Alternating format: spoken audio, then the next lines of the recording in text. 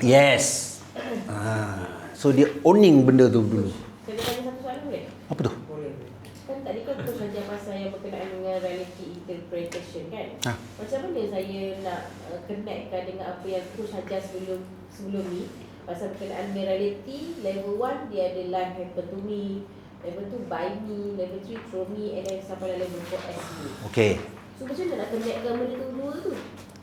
Benda tu sebenarnya adalah konteks yang lebih kurang sama. Life happen to me adalah externalizing. Benda yang sama je. Ya, cuma dalam konteks tu sangat susah nak faham. Tapi I bagi you sumber ilmu tu datang daripada mana dulu. Kita tidak boleh menidakkan sumber tu. Sumber tu maksudnya? Model asal. Okay. Tadi tu kita dah adapt dan kita turunkan supaya dalam konteks lebih mudah faham. Ada saya fahami, saya pakai yang konteks course ni je lah. Pakai konteks ni. Yang ni lah. Adakah course mengajar kita ni daripada sini? Sebab saya nampak dia macam step level 1, level 2, level 3. Adakah course mengajar kita ni macam, kalau kita tengok kita pass balik, course mengajar kita modern, tool and technique, dia macam untuk ada base camp, ada high camp. Previously I banyak macam kita sentuh pasal high camp. High camp ni manager kena guna. Manager yang kena guna teknik tu. Sepatutnya apa yang kita belajar tu manager yang kena guna. Dan kita kena fahamkan manager kita untuk guna teknik tu. Dan now you ajar untuk summit, which is inilah kita. Inilah sistem and design yang boleh kita gunakan dalam bentuk structure, nak menyelesaikan isu and challenge, others, individual, and then ataupun performance. So adakah begitu cara syllabus yang you ajar ni?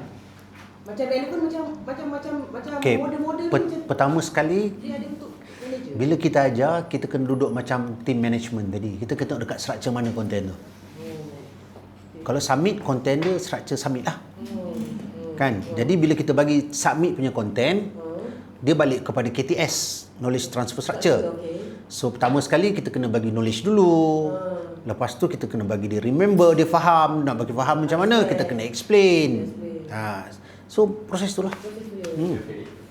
That's how process happen. Okay. Tak nak panjang-panjang lagi. Sekarang dah faham Okay, bagus. Jadi always understand sekarang, kalau things happen, always tengok kita. Tengok kita nak jadi leader macam mana yang boleh mengubah realiti keadaan sekarang. Sebelum kita boleh ubah tim kita, kita kena ubah kita dulu. Cara kita mengurus dan memimpin tu. Sebab apa? Cara kita mengurus dan memimpin ni adalah cermin pada performance tim kita. Kita adalah cermin kepada performance sebenarnya. Kalau kita mengurus dengan motivasi, so kita akan nampak motivasi lah happen. Itulah maksudnya apa yang kita bawa dalam organisation kita. So hati-hati, jangan salahkan orang, jangan percaya kita boleh mengubah segala benda, tapi kita ubah diri kita apa yang kita boleh buat. So far kita dah link banyak benda. Komponen kita dah link, engine pun dah nampak, coaching pun dah faham. I nak tengok case study. Bagaimana you nak selesaikan reality dah pergi Ni adalah daripada konten awal. Sekarang kita dah understand reality. Case study yang perlu diselesaikan. Sekarang you duduklah, carilah dua. Boleh tiga sekali ini adalah case study. Ini case study tentang Mamu. Mamu bertanggungjawab mencapai 110, tapi performance dia sekarang dapat 80 saja. Ni Mamu. Pada akhir Ogos, Mamu hanya dapat 80 unit, tak sampai 110. Jadi bila ditanya Mamu cakap apa? Dia cakap health planner ni tak aktif lah, prospek tak buat apa kita panggil balik, follow up. Kita tak buat follow up. Lepas tu dia cakap HP selalu simpan sale, hujung bulan baru nak submit. Itu apa yang Mamu cakap lah. Dan Mamu apa pun dia kena capai 110 dengan konteks isu dia sekarang. So bagaimana kita nak menyelesaikan isu ni? Silalah discuss. Itulah ceritanya. Sila discuss.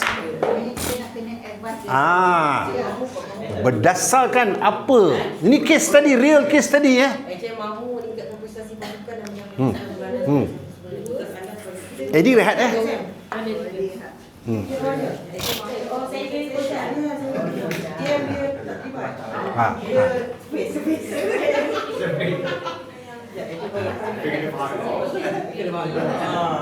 Dia meluruskan pasukannya dan mencapai sasaran. Okey. Saya rasa dia kena buat presentasi.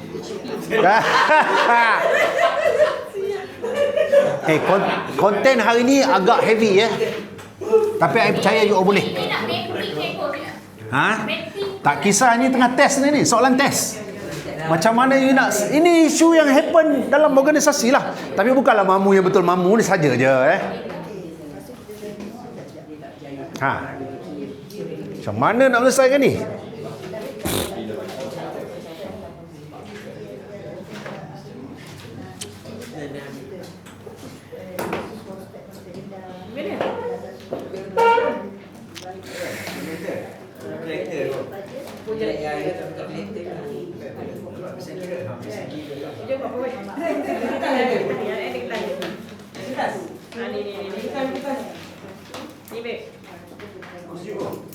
Boleh.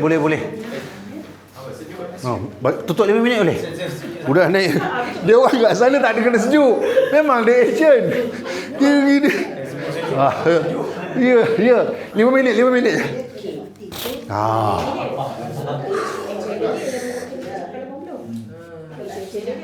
tak HP tak aktif. Tidak aktif lepas tu sebab mahu tak ada kita nak tanya, tak boleh explore. So kita kena HP tidak konsisten. kita kena jadi advice ni. Lepas tu aktiviti kurang aktiviti follow up lah. Kurang aktiviti follow up. Betul tak? Kan kurang perspektif lah. Betul tak? Kita cuma dapat berarti berapa orang yang betul, okey? Kurang perspektif apa? Dia kurang perspektif, kurang follow up. Perspektif kurang. Lepas tu pasukan dia mulakan aktiviti. Maksudnya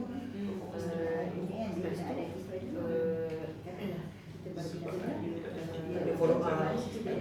ada follow up. Lepas tu dia kata HP yang ketiga jualan naik pada minggu Masa akhir je. minggu akhir. Pertama kita tengok dulu yang state reality ni.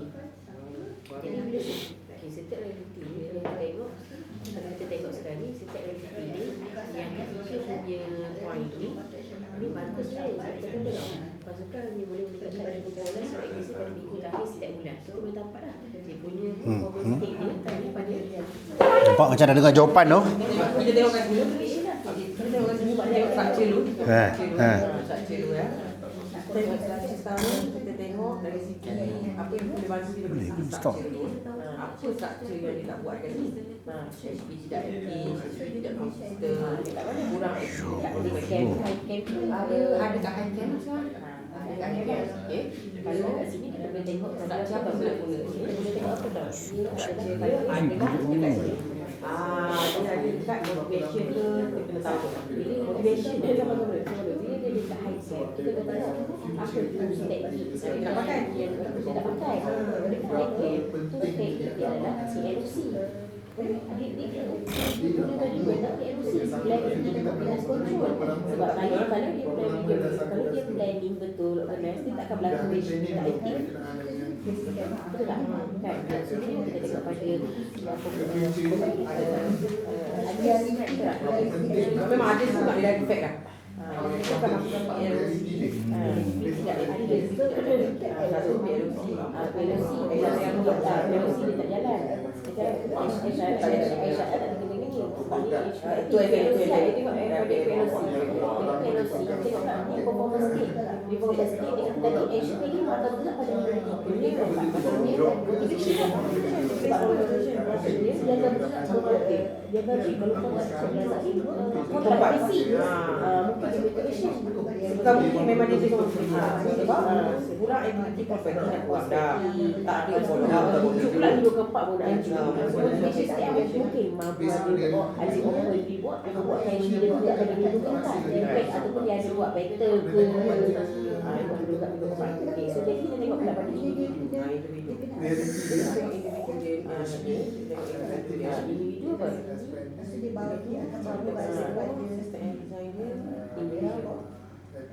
kurang aktiviti perspektif.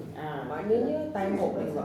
Betul. Time box juga. Time box Time box time box ni memang tak boleh. individu time box Time box ni kurang aktiviti perspektif. that's why filosofi penting filosofi pun kan kalau filosofi tak lagi filosofi dia akan belakang buat time box kan lepas tu kita tengok pada performance dan dia nak pilih 110 bila dia pada 110 apa dia untuk meningkatkan performance adalah untuk meningkatkan performance one of the tools kita gunakan adalah training. So dia lagi dia apa kerap training dia gunakan berapa training yang diadakan untuk HP Dia sekarang isu yang contoh tadi dia kata challenge adalah HP kurang perspektif. Bila kurang perspektif mungkin HP akan lack of training CTA. So adakah training CTA training apa dia dibutuhkan untuk pastikan dia ada perspektif. Betul tak? So kita